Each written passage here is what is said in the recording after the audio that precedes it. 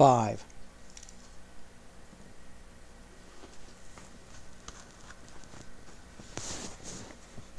Cyrus had lit one single oil lamp when they entered the library crypt. It cast a weak, flickering glow over the coffins stacked 5 high along the walls and the piles of codices, scrolls, and papyri that littered the tables. Many more scrolls peeked from hundreds of holes in the walls. The crypt, which stretched 10 fathoms across, resembled a giant honeycomb. Zarathon looked up. The rounded ceiling soared 4 times his height to the trapdoor that led into the oratory, the prayer chamber. A massive stone stairs, hewn from the native rock walls, led to the trapdoor. This must have been a cave first. Then it was enlarged to serve as a crypt, Zarathon whispered, and his voice echoed in the gloom. I wonder if Abba Pachomius chose to build his basilica on this spot because of this cavern. Possibly, Cyrus said as he dipped his calamus and wrote a line on the parchment before him. Many of these coffins look centuries old. Zarathon's nose wrinkled. The musty smell of dry, decaying corpses and ancient manuscripts pervaded everything. He draped his white sleeve over his nose to filter the odor. Why has no one ever mentioned that this really is a crypt? Zarathon complained. Cyrus, who bent over the forbidden manuscript, replied, Very few men have seen this crypt, and those who have never speak of it. You should count yourself fortunate. As a result of a dropped pot, you have become one of the chosen. Cyrus dipped his calamus in the inkwell again and carefully wrote another line, repeating it softly in Greek. Do you wish to know what this says, Zarathon? Certainly not. If anyone asks, I can truly say I have never read a forbidden book. A faint smile turned Cyrus's lips. You wouldn't be reading it. I would. It's about our Lord's death. Are you sure you don't want to hear it? Zarathon hesitated. Is it different from the approved Gospels? Some of it. Don't you at least want to know the name of the centurion who stood guard at our Lord's tomb after the crucifixion? Zarathon's eyes widened. The real centurion's name? Cyprus whispered. Petronius. Petronius. Zarathon mouthed the forbidden name, then said, Cyrus, are you sure they won't put me to death for knowing this?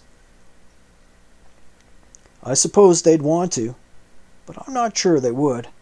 The order only relates to the reading and copying of heretical books. They appear not to have condemned the hearing of such forbidden teachings, probably because they know it's difficult to prove. Zarathon swallowed hard. What else does it say? Cyrus replied, The elders went to Pilatus and asked him for soldiers to guard the crypt for 3 days to make sure the disciples didn't steal the body. They were afraid that if it vanished, people would assume our Lord had been raised from the dead, which would prove he was the Messiah. But we know most of that already. What else? Cyrus read the document, with his brow furrowed. 2 bright, shining men came down from heaven, and the stone rolled away by itself. They entered the tomb, and 3 men came out, followed by the cross. The cross? Zarathon said suspiciously. What was it doing in the tomb? The cross was not dead, but alive.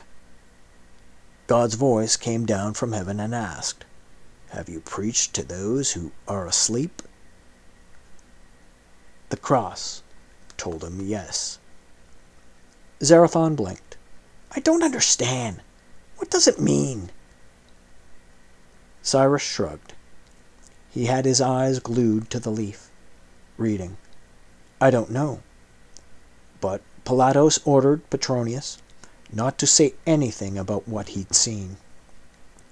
No wonder! If Petronius had revealed the truth, our Lord's followers would have torn the Romans and the high priest to pieces. But he tilted his head, thinking while his gaze drifted over the coffins stacked around the cave. I still don't understand how the cross got into the tomb. Think of it as poetry, brother. Poetry? Outside, the dinner bell clanged, calling the monks in from the fields. Zarathon started to rise. His belly had been growling for over an hour.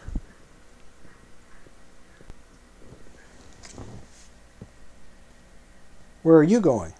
Cyrus asked. Didn't you hear the bell? We should be assembling with the others for supper. Cyrus leaned back on the bench and smiled. You and I, brother, are to fast for 3 days.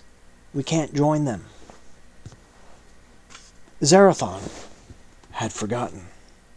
He sighed and slumped to the bench again. 3 days, he whispered in agony. I'm going to starve to death. Cyrus bent over his work. Look about you, brother.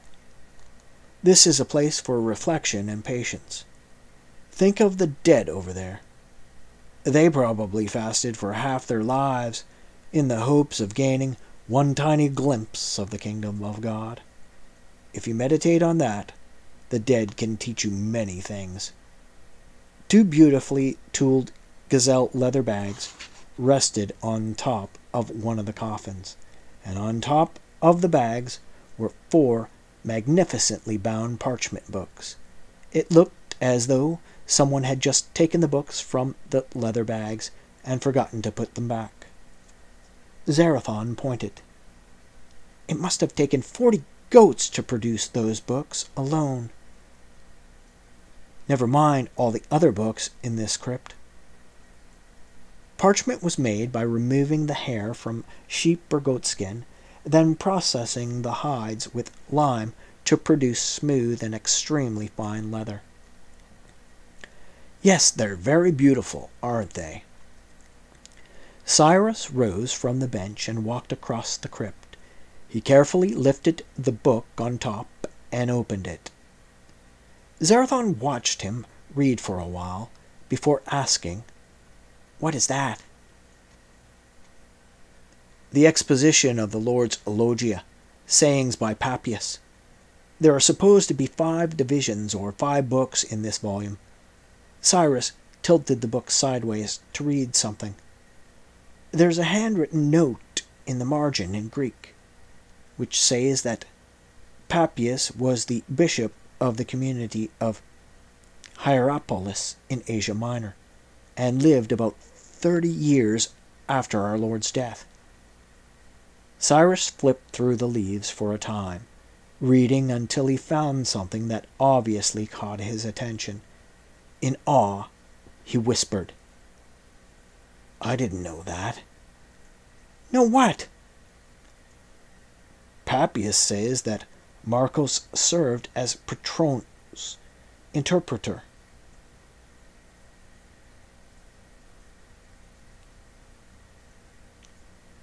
Hermeneutes, and that he wrote down everything he heard Petros say about the words of our Lord. Is he referring to the Gospel of Marcos? According to Papias, he didn't like written sources. He only recorded the words of living people.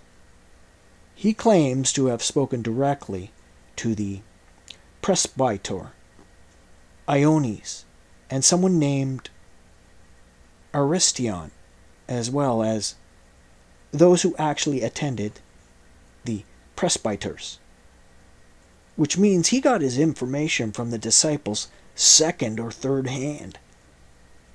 Cyrus scrutinized something and murmured, "Really?" as though surprised. "What did you find now?" "Have you ever heard the names of the two thieves who were crucified on either side of our Lord?" "No," Zarathon whispered in awe. "Who were they?" "Dismas and Gestas. Except this says they were zealots, not thieves." He squinted. "There's another editorial note that refers the reader to a passage in Division 4. Look it up." Cyrus glanced at him, smiled, and flipped through the parchment leaves. As he read, he whispered, "Are you sure you want to hear it? It's definitely heretical." Zarathon wet his dry lips. "You won't tell anyone, will you?" "Of course not. I'm your brother in Christos." "Then I'm not afraid. Read it to me." Cyrus read for a few heartbeats, and his eyes narrowed. He whispered, "I wonder what this is." "What?" "It looks like some sort of substitution cipher, using Aramaic, Greek, and Hebrew letters." Excited, Zarathon said, "You mean it's a secret saying?" As Cyrus continued reading, his green eyes grew shiny. Then he gently closed the book, placed it back on top of the gazelle leather bags, and sank down on the bench. Zarathon's heart began to pound. "What's wrong? What did it say? Why aren't you telling me?" Cyrus stared at the far side of the crypt. "Have you ever heard a story about Iusus of Arimathea? And the cup of Christos? Of course. It's said that he... No, not the Grail legends. This is a story about Iusus fleeing Jerusalem the night after he placed our Lord's body in his garden tomb." Riveted by the expression on Cyrus's face, Zarathon's voice grew hushed. "No, I've never heard that story." Cyrus seemed to be gazing into eternity. "I'm not sure I understood correctly. Most of the passage is in cipher, and a good deal is so faded I can't make it out. But..." He turned to Zarathon. Their gazes locked. "Papias said he heard this story from the grandson of a centurion who had been ordered to ride hard to catch Iusus of Arimathea and his band of thieves." "Thieves? What had they stolen?" Cyrus shook his head. "I don't know. The only words I can definitely translate are about the pearl. Then there's something cryptic about a headless demon whom the winds obey, and the son of Pantera." "A headless demon?" Zarathon rubbed his arms, feeling cold to the bone. It must have been getting dark outside, and the temperature of the desert falling. The cavern had turned cold and haunted, as though the spirits locked in the coffins, had risen and began their nightly walks, circumambulating the narrow confines of the crypt. Zarathon lurched to his feet. "Even if we can't eat, I'm thirsty. Let's go to the kitchen and get a cup of water." Cyrus rose. For several moments, he just stared at Papias' book. "What's the matter?" "I don't know. Cyrus shook his head. "I have the feeling that book may be gone by the time we get back." "We're just going for a cup of water, Cyrus. It'll take no more than a quarter hour." Zarathon walked up the gray stone steps to the trapdoor in the ceiling and heaved it open. A flood of river-scented air blew around him. Cyrus, carrying the small oil lamp, climbed out behind him and closed the trapdoor. As he inserted the key into the lock and turned it, the lamp's flame spluttered and went out. Zarathon frowned. The door that led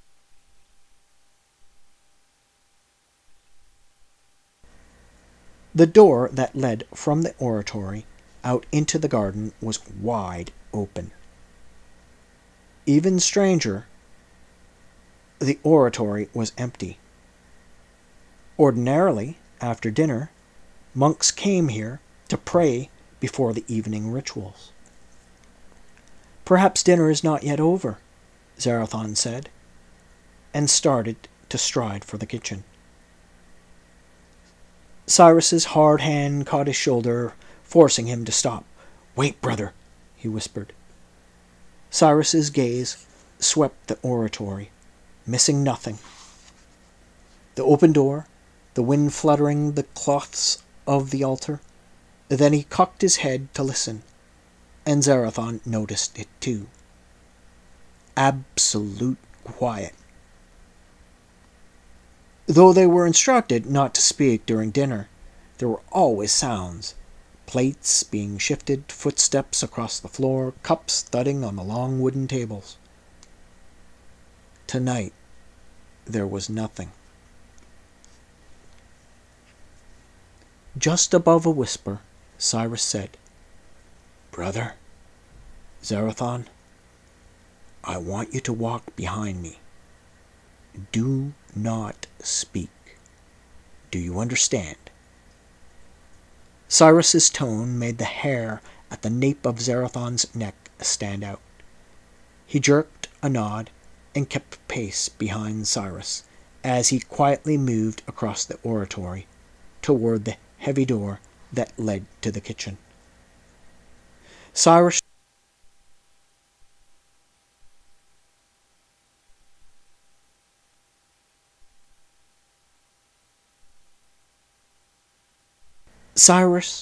pushed the door open a handbreadth, minimizing the squeaking of the hinges, and peered inside.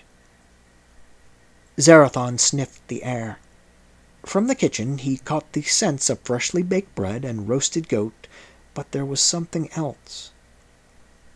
The acrid odor of urine. He whispered, "What?" Cyrus slapped a hand over his mouth so hard the blow nearly knocked Zarathon off his feet. He gaped at his brother in horror. Cyrus leaned down until his nose almost pressed against Zarathon's and mouthed the words, "Do not make a sound." With tears in his eyes, Zarathon nodded.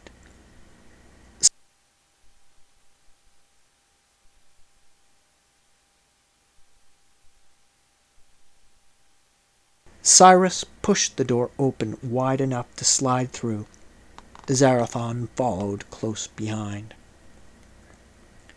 Had Cyrus not just warned him, the sight would have made him scream.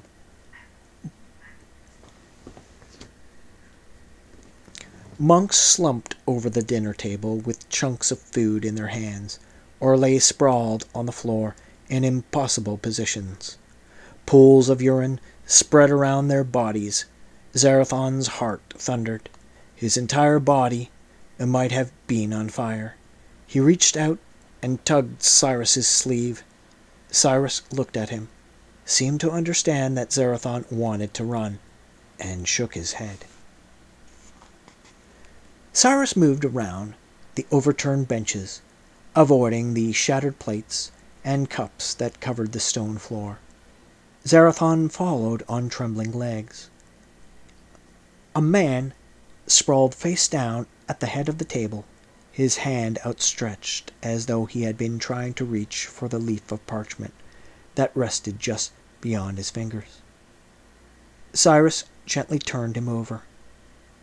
"Brother Jonas!" A wrenching pain twisted Zarathon's heart. He desperately longed to ask Cyrus what had happened, but the cold, fierce look on his brother's face kept Zarathon mute. Not only that, his throat had constricted so tightly he was having trouble breathing. Cyrus picked up the leaf of parchment and read it. It seemed to take forever before he handed it to Zarathon and whispered, "The list of forbidden books." Zarathon didn't even look at it. He just crumpled it in his fist and followed Cyrus as he stealthily moved out of the kitchen and into the hallway that led to the rectory. No lamps burned in the monastery, and as night deepened, it became more and more difficult to see. Cyrus moved methodically down the hall, opening doors, closing them, and resolutely moving on, like Sisyphus with his stone, condemned forever, repeat the same hideous act. Bodies were usually sprawled on floors, other times slumped over tables. In 2 cases they found men hanging out their cell windows, as though, at the last instant, they'd tried to jump. What madness is this? A plate of food rested near every corpse, usually knocked over, with the bread and meat thrown across the floor, and each man had a bluish face. When they'd made it to the far end of the monastery and stood in a square of moonlight streaming through the window, Zarathon could stand it no longer. He whispered, "Cyrus, please tell me." "Cyanide. Probably in the meat. But it's possible the murderers added it to the water and bread, too. Don't touch anything." "But why would someone do this? We're just monks." Cyrus stared at him unblinkingly. Despite the silver gleam, it was hard to see him. His black hair and beard obscured his face. Only his green eyes were clearly visible because they reflected the moonlight like polished mirrors. "At first, after Papus Meridius' questions, I thought they'd come from me," Cyrus explained. "But that doesn't make any sense. If they'd wanted me, centurions could have marched in and simply taken me. Why would they want you?" Cyrus looked away, his gaze scanning the darkness for the 100th time. Rather than answering, he said, "They obviously did not come for me. They came to destroy some evidence that's here, in the monastery." Zarathon wrung his hands like an anxious child. "What evidence? Why couldn't they just order us to turn it over? They could have taken whatever they wanted." "Because, my brother, you can't take what is in men's hearts. You have to kill them." Cyrus touched a leaf of parchment that rested on the dead monk's table. When he tipped it up to the moonlight, Zarathon saw the large letters that proclaimed it the Gospel of Thomas, a text written by the Lord's twin brother and revered since the earliest years of Christianity. Probably the monk had been pondering a particular passage. Cyrus whispered, "The Gospel of Thomas. is on that list we found in the kitchen." Shocked, Zarathan said, "They have forbidden us to read Thomas?" "But that's absurd. Christians have been reading that book since the beginning. It is my own mother's favorite gospel. No longer, I'm afraid. Not if she wishes to continue breathing." Cyrus eased over to the side of the window and studied the monastery grounds and the desert beyond. In the moon glow, the palm trees gleamed as though sheathed in silver dust. "They're out there," Cyrus said. Fear prickled Zarathan's belly. "Who? What are you talking about?" "The men who are supposed to make certain we are all dead. They'll be coming. Soon.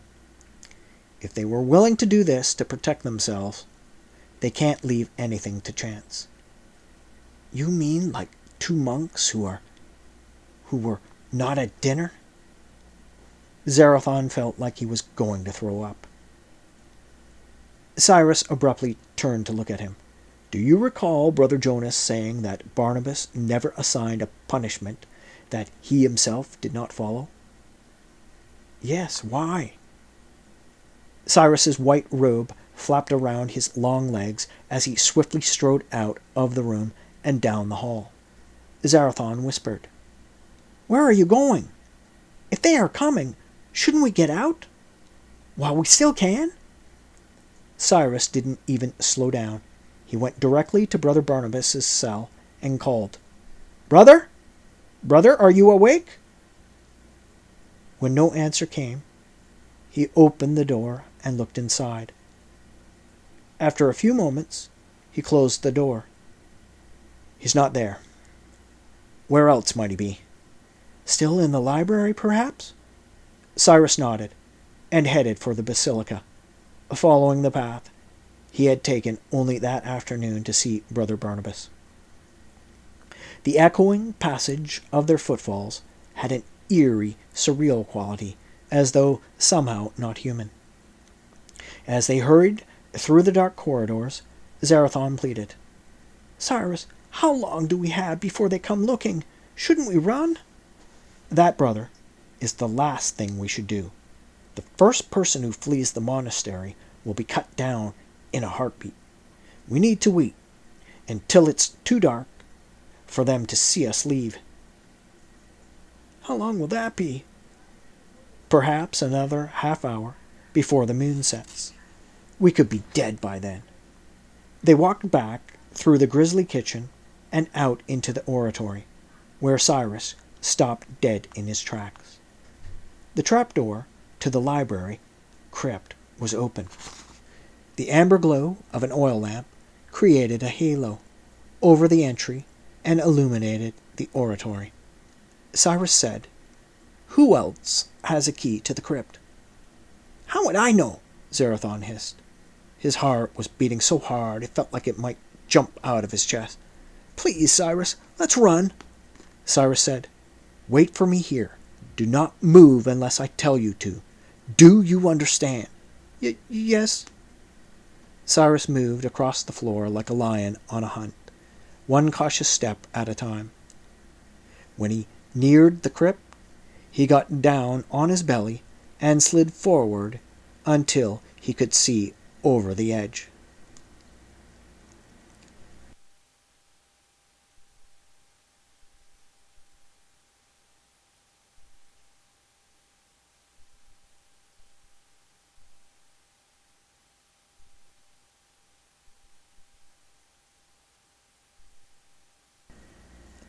"Brother!" Cyrus called softly. "What are you doing?" "Hmm?" Brother Barnabas' frail, confused voice responded. "Oh, I wanted to see these books. One last time. I thought I might spend the night reading them, trying to memorize their words. I have memorized many, but not all of them." Cyrus rose and hurried down the steps into the crypt, disappearing from Zarathan's view, leaving him absolutely terrified. He scurried across the room, breathing hard, and called into the crypt. "Let's go! Hurry!" Cyrus didn't even look up at him. He had taken the 2 gazelle leather bags and was stuffing them full of every book that would fit, while Brother Barnabas watched in utter bewilderment. "Cyrus, what are you doing?" Barnabas asked. "Saving as many as I can, Brother Barnabas. Do you realize what's happened here tonight?" As Barnabas tilted his gray head, his long hooked nose cast a shadow across his cheek. "What do you mean?" "Everyone else is dead. They were poisoned tonight, at dinner." Barnabas's elderly brow furrowed, as though in anger. "Cyrus, that is not amusing. I don't know what would possess you to say. Brother." Cyrus glanced up at Zarathon and said, "Please show Barnabas the kitchen." "Me?" Zarathon asked in horror. "But I—" "Do it!" Cyrus ordered in a voice that sent a shiver down Zarathon's spine. Zarathon began shaking violently. He had never been brave. Since childhood, he'd hated lightning storms and banging cartwheels. Fisticuffs appalled him. Even loud, angry voices made him shriek and hide. "Brother," he whined, "please don't make me go back in there. If I have to climb out of this crypt and drag you, brother, you'll regret—" "Wait!" Barnabas gave Cyrus a frightened glance and climbed the stairs. When he stepped into the oratory, he said, "Show me, Zarathon." Zarathon scurried for the door to the kitchen, pushed it aside, and held it open for Brother Barnabas to peer through. The odor of urine now overpowered that of the bread. Barnabas froze in the doorway, his throat working. He kept swallowing convulsively, and his long, narrow face had gone as white as the moonlight. His gaze fixed on each dead face, studying it in disbelief. "Who?" Zarathon answered. "We don't know. But Cyrus said they're desperate and can't leave anything to chance, which means that soon someone will be coming into the monastery to make certain we are all dead. We have to go, brother." Tears traced silver lines down Barnabas's wrinkled cheeks. He wiped them on his white sleeve and whispered, "Is it the books?" "I don't know, brother." When he didn't move, Zarathon took him by the sleeve and gently tugged him away from the kitchen and back toward the trapdoor over the library crypt. Cyrus trotted up the stairs with 2 hugely overstuffed bags and gave one to Barnabas. "Can you take care of this, brother?" Barnabas took the bag and ran his hand over the beautiful leather, as though it contained something more precious to him than life itself. "Yes." Cyrus fairly threw the other bag at Zarathon, saying, "If my suspicions are right, what's in that bag is worth the lives of 100 monks. Keep it safe." "But why do I have to carry it?" Zarathon complained. "I don't even want to touch heretical books." Cyrus ignored him, trotted across the oratory, then silently eased up alongside the open door that led to the garden. With great care, he looked outside. It seemed to take forever before he waved for Zarathon and Barnabas to join him. Their heavy bags clutched to their breasts. They sprinted across the floor. Cyrus whispered, "We have to wait for the right moment." "When will that be?" Zarathon demanded. "We should go now. If we don't escape, they'll find us and capture us, and—" "Zarathon," Brother Barnabas said in his deepest, calmest voice, "fear not. Stand still and see." He extended a finger to the darkness beyond the garden, and Zarathon saw black shapes moving against the sand. 4 of them. They were creeping toward the monastery, bent over, as silent as ghosts. Something, probably weapons, glinted in their hands. They must have had their faces blacked with charcoal because the moonlight did not reflect from them. As it will ours, Cyrus hissed.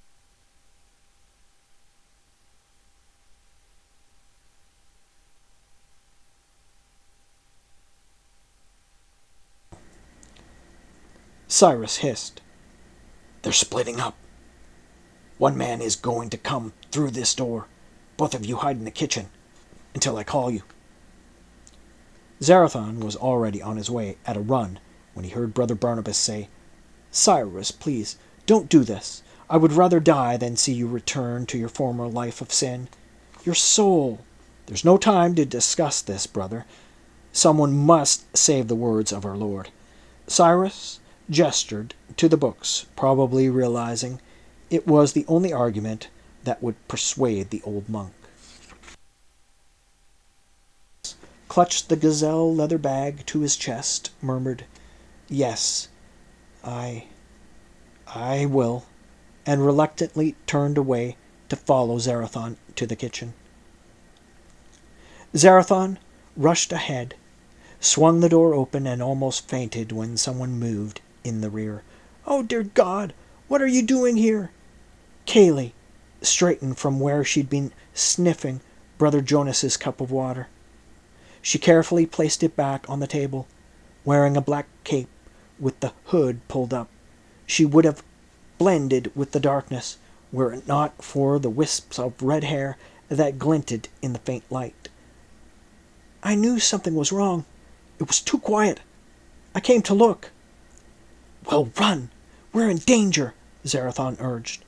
The hem of her cape brushed the floor as Kaylee came around the table to stare at them. What's happening? There are men, killers, coming into the monastery to make sure the job was properly done. He nodded, trying to say as few words to her as possible. She swept around the table and peered out the ajar kitchen door. Is Brother Cyrus going to try to protect you? Zarathon gestured with the heavy bag in his hands. In an insistent whisper, he said, I don't know what he's doing. Now please, run away. Barnabas put cool fingers on Zarathon's shoulder. The mop of gray hair that surrounded his cadaverous face made it look even more skeletal. His cheekbones protruded as though ready to burst through the thin veneer of skin. God has cast their lot with ours, Zarathon. She must remain until our fates have been decided. One way or the other. The iron hinges on the oratory door groaned as someone pushed the door back, opening it wider. Kaylee's mouth tightened. Zarathon felt as though his chest was about to burst. He flattened himself against the wall and fought to see, but Kaylee's head blocked his view. She was too tall for a decent woman. What's happening?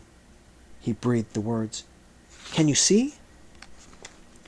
He heard a gasp and a groan, a body toppling to the stone floor, then the sounds of two men struggling. Like lightning, Kaylee shot through the open door and dashed across the oratory with her cape flying. Zarathon remained frozen, watching with his mouth open. Cyrus had grabbed the killer around the throat. They were both rolling across the floor, though Cyrus's muscular arm was clamped over the man's throat to mute his cries. Ragged squeals still escaped. The man kept ripping at Cyrus's robe, trying to pull Cyrus off him. Brother, Kaylee called as she ran headlong for Cyrus. Move your arm. He looked up in time to see her pull one of the kitchen knives from her belt. Cyrus jerked his arm aside, and Kaylee lashed out with the blade, neatly slitting the man's throat. A brief shriek erupted, followed by an awful gurgling sound. Cyrus let the man drop to the floor, took the knife from Kaylee's hand and plunged it into the killer's chest. "Brothers, hurry!" Cyrus called. Zarathon sprinted for Cyrus and heard Barnabas padding behind him. Kaylee said to Cyrus, "Have you a plan for escaping?" "No, but I thought—" "Quiet your tongue and follow me. I have a boat stashed on the river below my washing hut." Kaylee slipped out the door and ran headlong across the garden. Her black hood fell back and her hair streamed around her like flames straight out of Hades. Cyrus followed her, though Zarathon had no idea why. With no other viable choice, he ran after Cyrus, and Barnabas followed. They passed through the garden gate, four dark figures taking the path that led past the wash-house. Within moments, Zarathon was panting, his feet hammering the hard-packed trail. The heavy bag of books was like a block of stone in his arms. His first thought was to drop the load, but Brother Barnabas was clinging to his, as though his life depended upon it. To save face, he had to keep hold of his own bag. Zarathon kept shooting frightened glances over his shoulder, sure that they were being pursued. His imagination filled the dark with sinister figures, each about to sink a dagger into Zarathon's back. When they lunged down the bank toward the dark, glistening waters of the Nile, Zarathon saw only the thick reeds that lined the shadows. Kaylee darted into the reeds. The stalks whispered against her clothing. Zarathon followed the others, the smell of mud, vegetation, and the river thick in his nose. Insects hummed about his head. He batted at the ones that landed on his face. The boat wasn't the sort of thing Zarathon would have expected of a washerwoman. It was of a plank construction, perhaps 15 cubits in length. The high bow was tethered to the bank with a rope. 3 bench seats could be seen inside, and several oars were propped on the seat. "Where is Sophia?" Cyrus asked, knowing that she and Kaylee often worked late into the night. "Back in the city. She's safe." Kaylee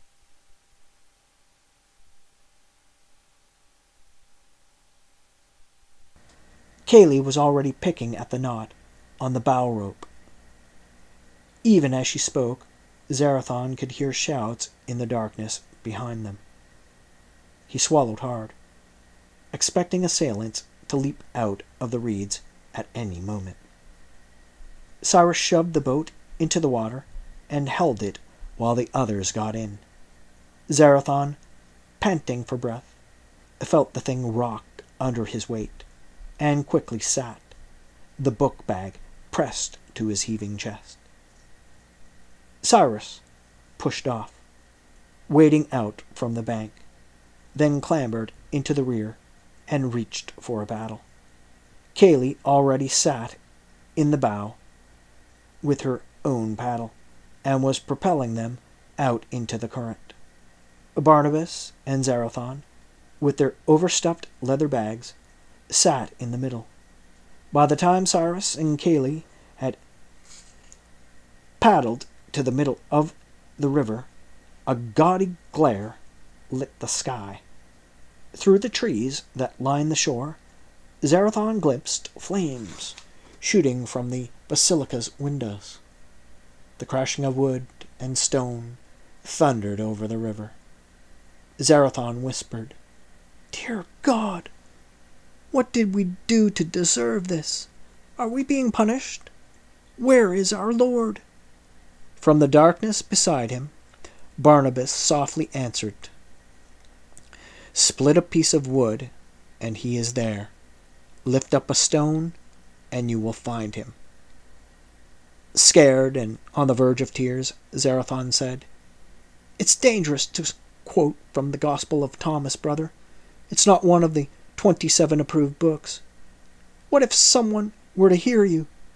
You could be charged with heresy and executed. We all could." "I will continue quoting Thomas, brother, and the Gospels of Petros, Philippon, and Mariam. Their words are the light. I refuse to live in darkness, even when ordered to do so by my own church." Barnabas heaved a sigh, and as though coming to a difficult decision, called, "Cyrus, please stay close to the shore. I wish to stop at a place near the cliff of Gebel et Tarif." "Yes, brother, but we mustn't remain long. We will be in danger until we are far from here." "I understand." Zarathon propped his arms on his bundle and let the rocking of the boat soothe him. Barnabas said, "Zarathon, please give me your bag." Zarathon handed it to Barnabas, and the elderly monk began sorting through it, pulling out some books and setting them aside, leaving others inside. He did the same with his own bag until he had 2 distinct piles. Then he refilled the bags. "Why is Brother Barnabas so worried about those books?" Cayley turned to ask Zarathon. "A synod of bishops recently met in Nicaea, a city in Asia Minor. They declared that many of the holy books we cherish are heretical, and that anyone caught reading or copying them will be charged with treason and put to death." Cayley turned back and dipped her paddle again.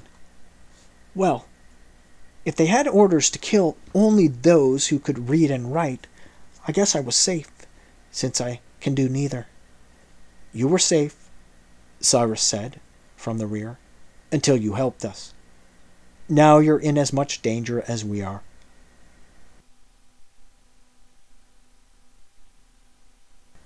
"You think they'll be looking for you? Coming after you?" "Oh, yes," Cyrus said. For a long time, no one spoke. They just stared at the silver waves that rolled away from the boat. In a faint voice, Brother Barnabas said, "Yes, they must come after us. They have no choice. They're afraid. We know where it is." A camel brayed somewhere to the south. Cyrus asked, "Where what is?" Barnabas did not answer. He clasped his hands over the bag of books and closed his eyes in prayer. The teaching on forgiveness. The summer day is bright and warm. To your right, Lake Kinneret shimmers as though strewn with fine fragments of jade. The scent of roasting lamb fills the air, and down the shore you see children playing around the cook fire, where the lamb drips fat onto the flames. "But it makes no sense, Yeshu," you object. "Why should we forgive evil people like the Romans? If God were truly just, he would pluck them up and cast them straight into the pit to rid us of their scourge." Yeshu's tan face is damp with sweat, his dark eyes tired. He adjusts the white himation over his head to shield his brow from the scorching sun. I, too, have struggled to understand why evil people deserve forgiveness, or perhaps why anyone does. We are all thoughtless and cruel, concerned only with ourselves and our own needs. That is, I suspect, the point. You shake a fist in the hot air. The point? What is the point? That forgiveness has no reason? That it is simply a moment of God's grace? The lines around his mouth tighten. No.